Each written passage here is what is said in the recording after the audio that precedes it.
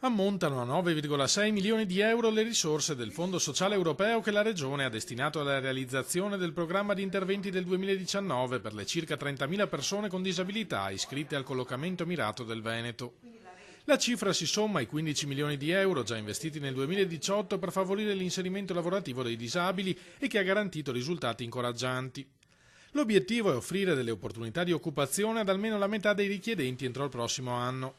Se alla fine del 2017 gli occupati erano poco meno di 5.000, con l'azione svolta nel 2018 si è data risposta ad altri 8.000. Ulteriori 2.500 saranno coinvolti nel piano 2019, portando il totale a oltre 15.000. Una cifra che non è uguale in nessun'altra regione italiana. Tutte le nostre politiche sono politiche che sono rivolte a una maggiore autonomia, vita indipendente. Vita indipendente parte sicuramente da quello che è il lavoro e quindi l'inserimento lavorativo. Quindi i provvedimenti che vengono presentati, che sbloccano tutta una serie di fondi, ma danno la possibilità di un vero inserimento lavorativo appunto alle persone con disabilità fisica, sensoriale o quant'altro, vanno in questa direzione della dignità della persona, ma soprattutto di la possibilità che queste persone iniziano un percorso di vita indipendente e autonoma.